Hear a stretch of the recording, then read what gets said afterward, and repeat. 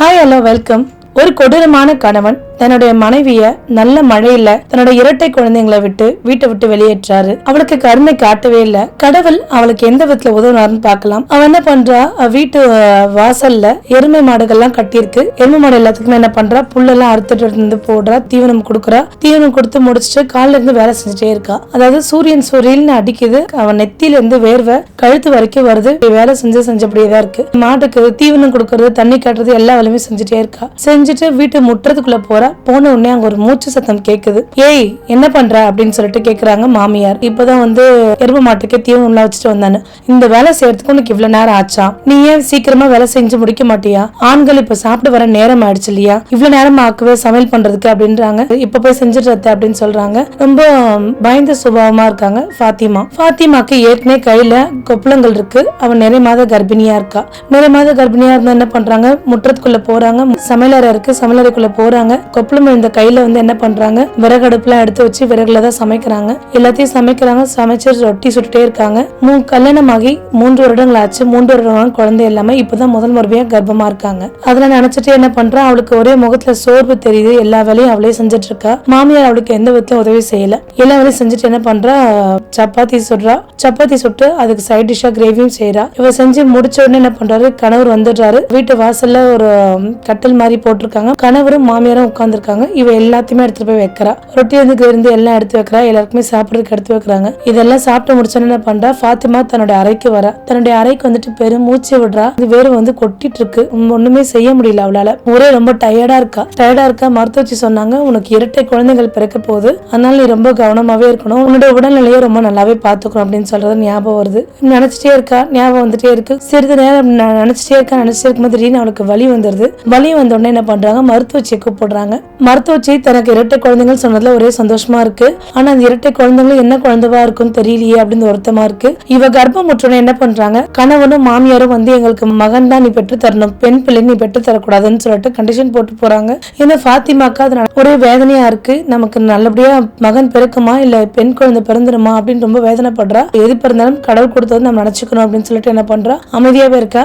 நாம திடீர்னு என்ன பண்றா, சரி சாப்பிடலாம் எந்திரிக்கும் போது அவளுக்கு இடுப்பொலி வந்துருது. இடுப்பொலி வந்தோடனே என்ன பண்றாங்க, மருத்துவச்சியை கூப்பிடுறாங்க. மருத்துவச்சி பிரசவம் பார்க்கலாம். பிரசவம் பார்த்தோன்னே அவளுக்கு இரட்டை குழந்தைகள் பிறந்துருது. அதாவது 2 குழந்தைமே மகள்கள். இதை பார்த்த உடனே பாத்திமாக்கு ஒரே சந்தோஷம். மகள்கள் சொன்ன ஒரு சந்தோஷம். அவருக்கு ஒரு நிமிஷம் சந்தோஷப்படுற, அடுத்த கிழமை பயப்படுறா. நம்ம கணவர் இந்த மாதிரி நமக்கு மகன் தான் வேணும்னு கேட்டிருந்தாரு, மகள்கள் பிறந்துச்சோ என்ன செய்ய போறாங்க, ஏற்கனவே இவங்களை நம்ம ரொம்ப கொடுமைப்படுத்துவாங்க, இப்ப என்னென்ன செய்ய காத்திருக்காங்களோ, இப்ப என்னென்ன கொடுமை நம்ம அனுபவிக்கிறோமோ மனசுல நினைச்சு வருத்தப்படுறாங்க, காமிக்கிறாங்க. மாமியாருக்கு ஒரு வேண்டா வெறுப்பா பாத்துட்டு போறாங்க குழந்தைய.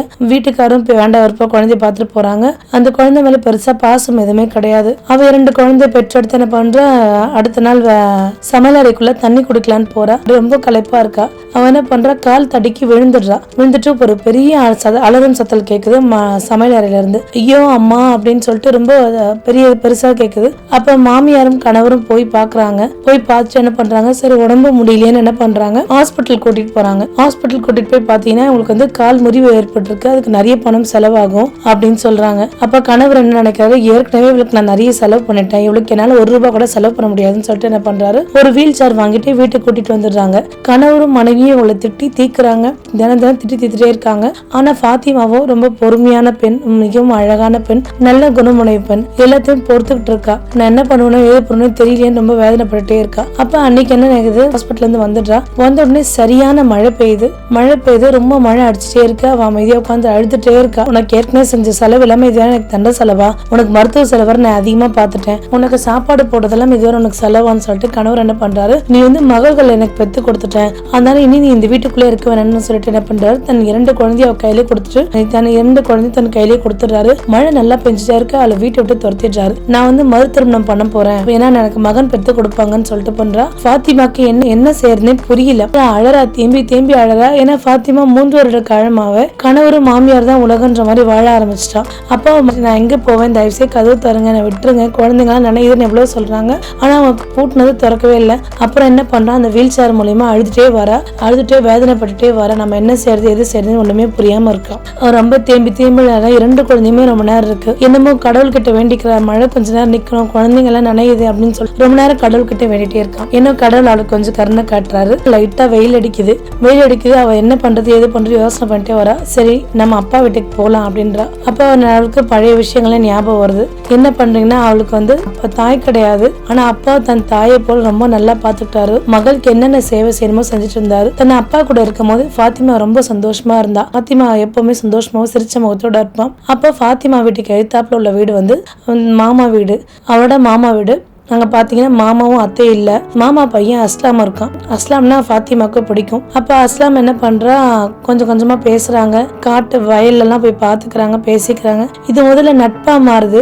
இந்த நட்பே நாளடைவில் என்ன ஒரு பெரிய காதலா வளருது. அஸ்லாம் எல்லாம் இருந்தாலும் அவங்களோட காதல ஒரு கண்ணியம் இருந்தது. பெரும் பாத்துக்கிறது பேசிக்கிறது மட்டுமே இருந்தாங்க. அப்ப என்ன பண்றாங்க, அஸ்லாம் கிட்ட சொல்றா, அஸ்லாம் இந்த மாதிரி எங்க அப்பா எனக்கு திருமணம் பண்ணணுன்ற எண்ணம் வந்திருக்கு அப்பா மனசுக்குள்ள. நீங்க என்ன பண்ணுங்க, கண்டிப்பா என்ன பெண் கேட்க வாங்க அப்படின்னு சொல்றேன். கண்டிப்பா நான் வரேன், அடுத்த வாரம் ஊருக்கு வரும்போது வரேன் அப்படின்றாரு. அஸ்லாம் எப்பவுமே அந்த ஊர்ல இருக்க மாட்டாரு, நகரத்துல போய் வேலை செஞ்சுட்டு இருந்தாரு. வாரம் வருவாரு. வரும்போதெல்லாம் ஃபாத்திமாவை பார்த்துட்டு பேசிட்டு தான் போவாரு. அப்ப என்ன பண்றாரு, ஃபாத்திமாவோட அப்பாவுக்கு திடீர் உடல்நிலை சரியில்லாம போகுது. உடல்நிலை சரியில்லாம போன என்ன பண்றாரு, அக்கம் பக்கத்துல உள்ள பெண்கள் கிட்ட சொல்றாரு, என் மகளுக்கு ஒரு நல்ல வரன் பாருங்க, நல்ல குடும்பமா இருந்தா பாருங்க அப்படின்னு சொல்றா. ஏன்னா ஃபாத்திமா தன் அப்பா கிட்ட சொல்லலாம்னு போறா. ஏன்னா அவளுக்கு ஒரு சில பயம். உதடு துடிக்குது, ஏன்னா மனசு தடுக்குது. அப்பா இதை சொன்ன வருத்தப்படுவாரு. அஸ்லாமே பேசட்டும்னு சொல்லிட்டு காத்துட்டு இருக்கா.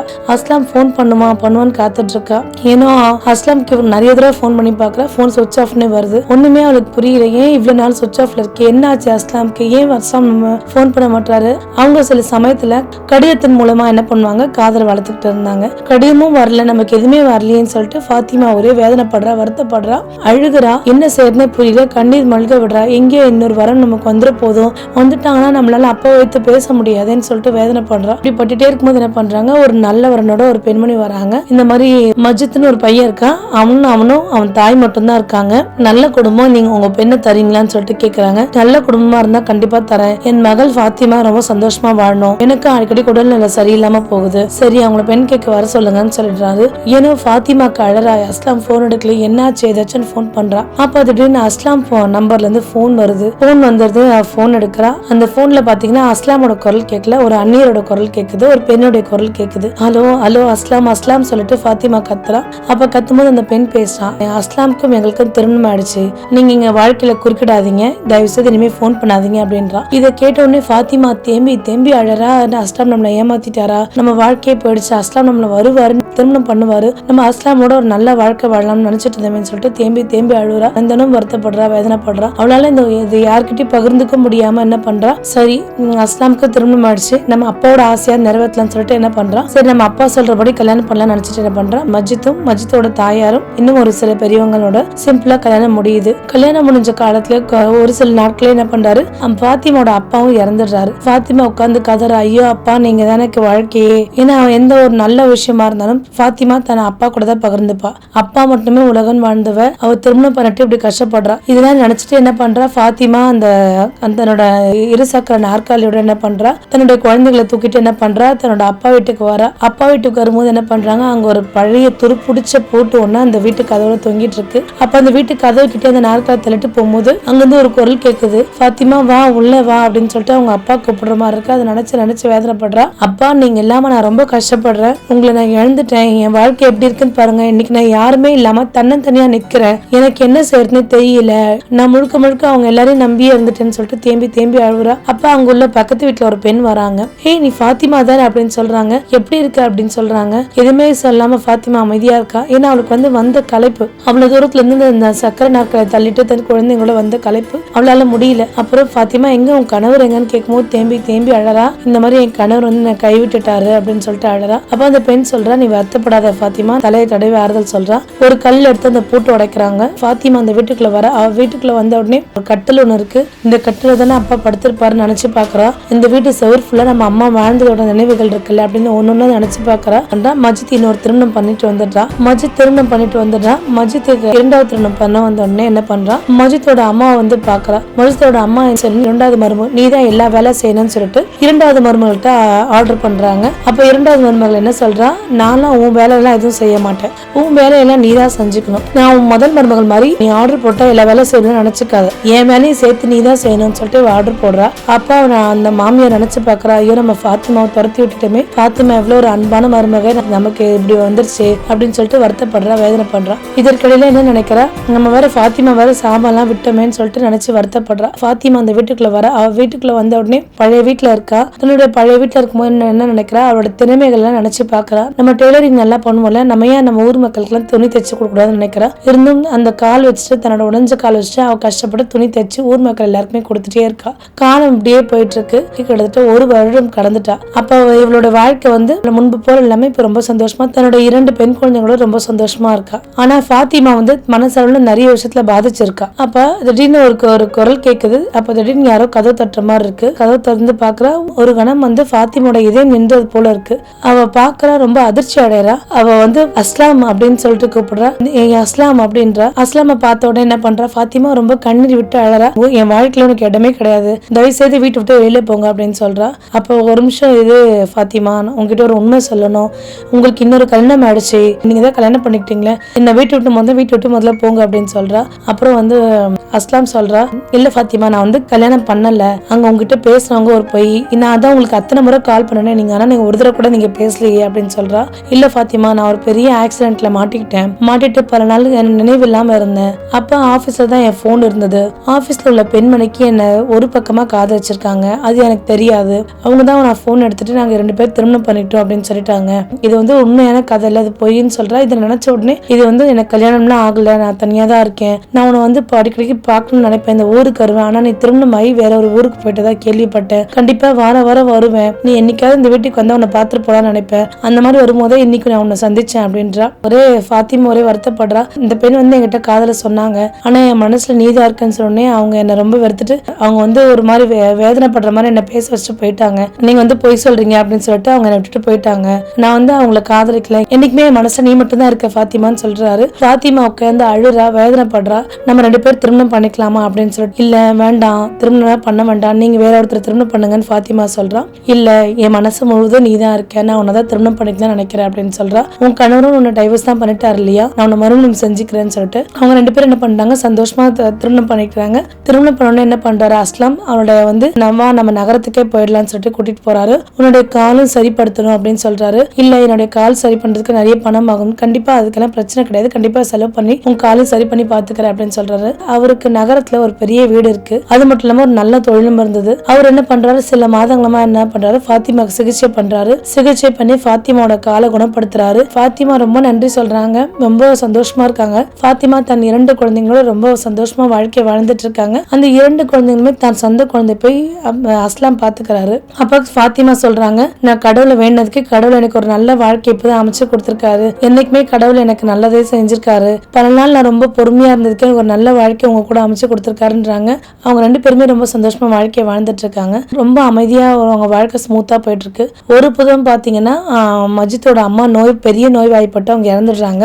மஜித்தோட 2வது மனைவி என்ன பண்றாங்க, மஜித் பேர்ல உள்ள சொத்தெல்லாம் தன் பேர்ல மாற்றி எல்லா சொத்தையும் விட்டுட்டு தன் பணம் எல்லாம் எடுத்துட்டு பெருங்கையோட அவங்களை விட்டுட்டு போயிடுறாங்க மஜித்தோட 2வது மனைவி. இப்ப மஜித் என்ன பண்றாரு, பெரிய நோய் வாய்ப்பட்டு கடைசியில வீட்டுல ஒண்ணுமே இல்லாம பிச்சை எடுக்கிற நிலைமைக்கு வந்துட்டாரு. மஜித் வந்து ஃபாத்திமா நினைச்சிட்டு இருக்காரு, அவளுக்கு கால் உடைஞ்சிருக்கும் போது நான் அவளுக்கு ஆதலா இருந்திருக்கணும், எனக்கு 2 மகள்கள் இருக்கும் போது அதை நான் ஏற்றுக்கணும், ஆனா நான் வாழ்க்கையில மிகப்பெரிய தப்பு பண்ணிட்டேன்னு சொல்லிட்டு அவர் ரொம்ப உணர்றாரு.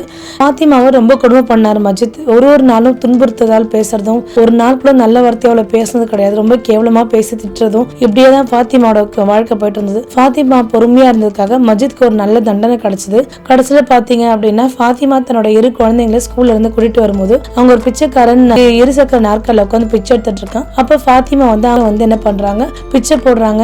பிச்சை போடுறோன்னே பாக்குறாங்க, அவர் முகத்தை பாத்துடுறாரு. இது வந்து நம்ம ஒரு பலவீனப்படுத்தின அதே ஃபாத்திமா தானே, ஐயோ அவங்க நம்ம வந்து இவங்களோட சுமைன்னு சொல்லிட்டு தூக்கி விட்டுட்டு போயிட்டோமே, ஆனா இப்ப மகிழ்ச்சியா இருக்காளே. ஃபாத்திமா எதுவுமே சொல்லாம அவர் அவருக்கு பிச்சை அணிஞ்சிட்டு போயிட்டா. தன்னை 2 குழந்தைங்களோட கையை பிடிச்சிட்டு போயிட்டே இருக்கா. அதாவது அவர்கிட்ட நிறைய சொத்து இருக்கும் போது அவளை நல்லபடியா காப்பாத்திருந்தா இன்னைக்கு ஃபாத்திமா மஜித்தை நல்லபடியா காப்பாத்திருப்பாங்க. ஏன்னோ அவர் ரொம்ப கால் முடியாத நேரத்துல அவரை கைவிட்டதால இன்னைக்கு அவருக்கே அந்த நிலைமை வந்துருச்சு. கடவுள் அவங்கள ரொம்ப சந்தோஷமா வாழ்க்கை வந்துட்டு இருக்காங்க. ஃபாத்திமாவுக்கு பாத்தீங்க அப்படின்னா அஸ்லாம் ஒரு நல்ல பங்கு, நல்ல மரியாதை எல்லாம் கொடுத்து அவங்க வாழ்க்கை ரொம்ப சந்தோஷமா போயிட்டே இருக்கு. கடவுள் மஜித்க்கு நல்ல தண்டனை கொடுத்தாரா இல்லையான்னு நீங்க இந்த வீடியோ பார்த்துட்டு சொல்லுங்க. மீண்டும் ஒரு நல்ல கதையில் சந்திக்கிறேன். நன்றி, வணக்கம்.